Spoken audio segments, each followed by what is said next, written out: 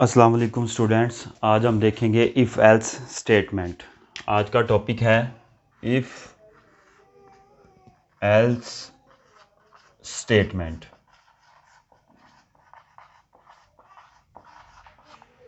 If else statement को हम to way decision making statement भी बोलते हैं।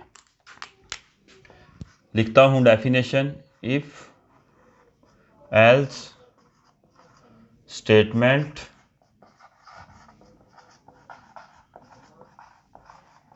is a two-way decision making statement। इसको क्यों डिसीजन मेकिंग स्टेटमेंट बोलते हैं? इसमें एक कंडीशन और दो स्टेटमेंट्स के ब्लॉक दिए होते हैं। अगर कंडीशन ट्रू होती है तो इफ़ के बाद वाला फ़ौरन जो ब्लॉक आता है, बॉडी आती है, वो एग्जीक्यूट होती है, और उससे एल्स के बाद जो बॉडी दी होती है वो इग्नोर होती है। अगर पहली कंडीशन गिवन कंडीशन इफ़ के अंदर जो कंडीशन दी होती है वो फॉल्स होती है तो इफ़ की बॉडी इग्नोर होती है और एल्स वाली बॉडी क्या होती है? एग्जीक्यूट हो जाती है। इन if else statement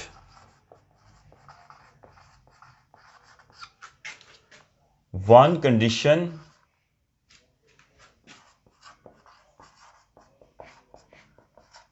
and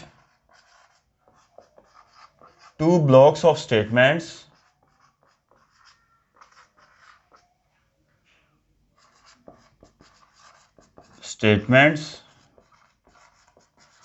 are given।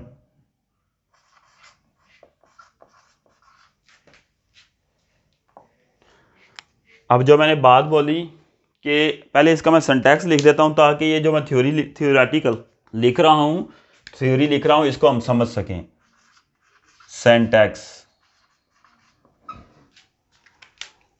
Syntax में इफ कीवर्ड है, इधर कोई कंडीशन गिवन होगी अकॉर्डिंग टू सिनेरियो, उसके बाद इस इफ की बॉडी है, इस बॉडी में ब्लॉक ऑफ स्टेटमेंट्स हैं, एक ब्लॉक है स्टेटमेंट्स का,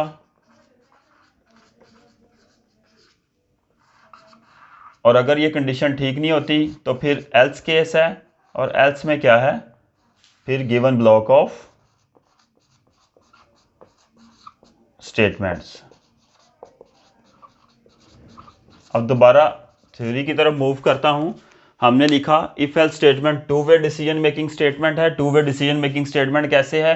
एक वे ट्रू कंडीशन का है, एक वे फॉल्स कंडीशन का है। फिर हमने कहा in if else statement one condition and two blocks of statements are given.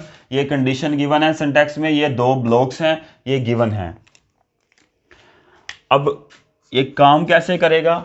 If given condition is true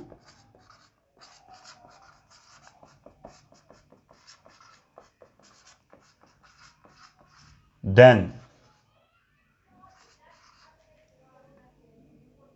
the block of statements just after if condition, यानी कि ये वाला ब्लॉक if के फौरन बाद वाला, if condition is executed and second block, ये वाला ब्लॉक else वाला ब्लॉक आफ्टर else, जो else के बाद है, is ignored। हमने बोला कि अगर गिवन कंडीशन ठीक होगी तो पहला ब्लॉक ऑफ स्टेटमेंट जो है रन हो जाएगा और दूसरे वाला क्या हो जाएगा? इग्नोर हो जाएगा।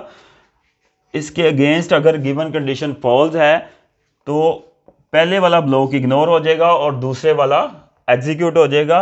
If given condition is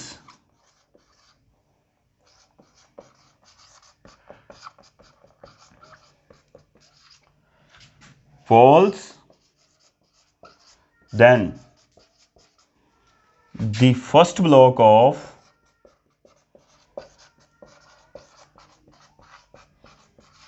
statements is ignored and second block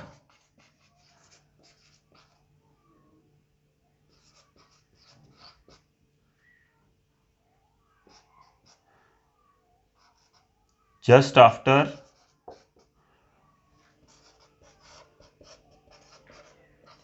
else is executed.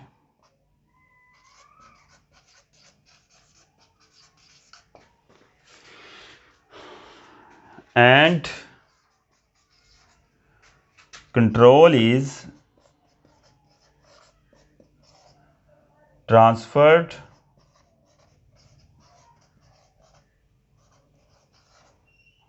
to next statements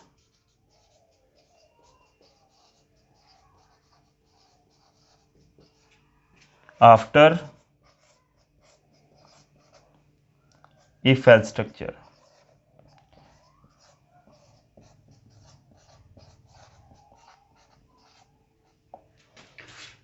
if else statement में एक कंडीशन है, दो ब्लॉक्स गिवन हैं। अगर कंडीशन ठीक होगी तो पहले वाला ब्लॉक यानी कि फर्स्ट ब्लॉक जो इफ़ कंडीशन के बाद है वो एग्जीक्यूट होगा और एल्स के बाद वाला ब्लॉक इग्नोर्ड होगा।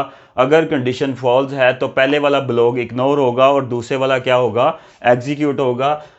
ये सारी थ्योरेटिकली मैंने बातें लिख दी। अब इसको हम इसका देखते हैं, फ्लो चार्ट देखते हैं।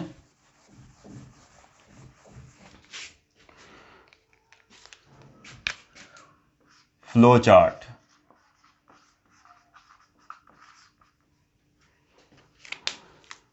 सबसे पहले प्रोग्राम स्टार्ट हुआ।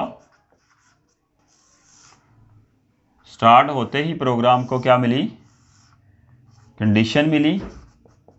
कंडीशन को डायमंड के सिंबल के अंदर लिखते हैं।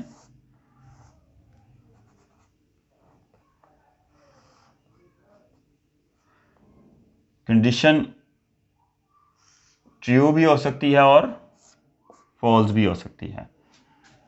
ट्रू केस में first block of statement execute होगा। First block of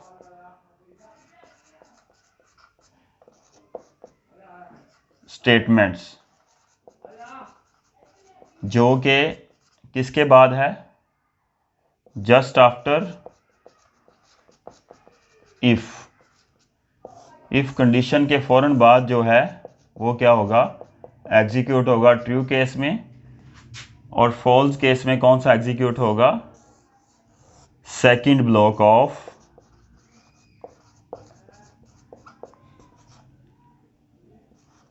statements just after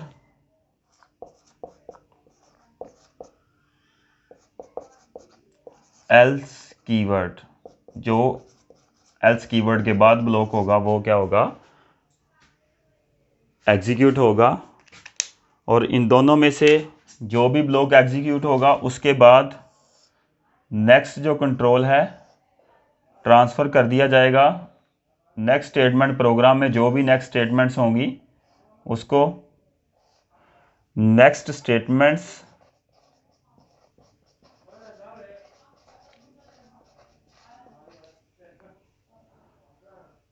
after if else structure.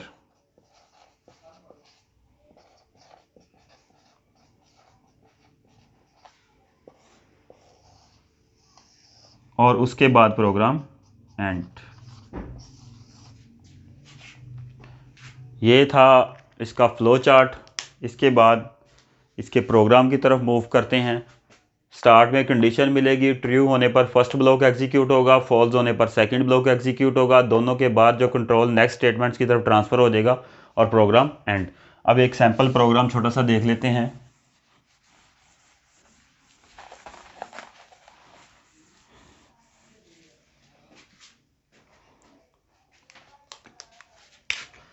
Even और ऑड वाला प्रोग्राम देख लेते हैं। यूज़र नंबर एंटर करेगा और प्रोग्राम बताएगा ये इवन है ऑड है। ये पहले भी हमने किया लेकिन इफ़ एल्स स्ट्रक्चर से नहीं किया। सबसे पहले standard header file as usual जो हम अटैच करते हैं प्रोग्राम के बाद, प्रोग्राम के अंदर। उसके बाद वॉइड मेन यानी कि मेन मेथड। ये टर्बो सी के लिए प्रोग्राम लिख रहा हूँ, आप डेव यूज़ कर रहे हैं तो इंट मेन। उसके बाद डेव रिकमेंडेड नहीं है, आप इंटरमीडिएट के स्टूडेंट्स हैं और इसका सारा पेपर इंटरमीडिएट का पार्ट 2 का टर्बो सी के हवाले से पूछा जाता है। क्वेश्चंस इस तरह आते हैं, इसलिए मैं रिकमेंड करता हूँ कि आप टर्बो C++ इन्वायरमेंट यूज़ करें और लर्निंग भी बेहतर होगी। इंट से मैं 2 वेरिएबल्स जनरेट करवाता हूँ, n यूज़र से नंबर लेने के लिए और r रिमाइंडर फाइंड करने के लिए। अब मैं यूज़र को कहता हूँ वो नंबर एंटर करे, उसके लिए printf का फंक्शन यूज़ करना पड़ेगा। एंटर नंबर, यूज़र को मैंने इंस्ट्रक्शन दी printf के ज़रिए। जैसे ही यूज़र एंटर करेगा, क्योंकि n की हमारे पास डाटा टाइप इंटीजर है, इसलिए %d और एम्परसेंड साइन लगा के n के अंदर वो वेरिएबल की वैल्यू स्टोर करवा दूंगा। उसके बाद नंबर आ चुका है। कैलकुलेशन के लिए फार्मूला है r is equal to, remainder किसके बराबर होगा, n मॉडुलस 2। n को किसी भी नंबर जो यूज़र ने एंटर किया है उसको हम 2 से डिवाइड करेंगे और r में क्या आएगा, रिमाइंडर या तो 1 होगा या 0 होगा। 1 के केस में नंबर ऑड होगा और 0 के केस में नंबर इवन होगा। तो इफ एल्स का स्ट्रक्चर इधर यूज़ करता हूँ। इफ कंडीशन क्या है, r इज इक्वल टू 0। अगर तो r 0 आ जाता है यानी कि रिमाइंडर कुछ नहीं बचता। किसी भी नंबर को, फॉर एग्जांपल यूज़र एंटर करता है 10, उसको 2 से डिवाइड करें, 2 5 10, तो रिमाइंडर पीछे पीछे बचा 0। अगर नंबर को यूज़र एंटर करता है जैसे 9, 2 4 8, रिमाइंडर बचा 1, तो 0 के केस में जो गिवन नंबर होगा वो क्या होगा, इवन होगा। और अगर रिमाइंडर हमारे पास 1 बचता है तो वो ऑड होगा। वही कंडीशन इधर अप्लाई की, if r is equal to 1, तो इसकी बॉडी है printf given number is even, given number even है। और अगर ये r 1 के इक्वल नहीं होता तो एल्स में 1 के इक्वल नहीं है, कोई भी है, ऑब्वियस 1 ही होगा। अगर 0 के बराबर नहीं है, 0 के इक्वलेंट नहीं आता तो फिर ऑब्वियसली 1 ही होगा। तो एल्स में हम डायरेक्टली क्या करते हैं, कंडीशन के बगैर क्या करते हैं, printf गिवन नंबर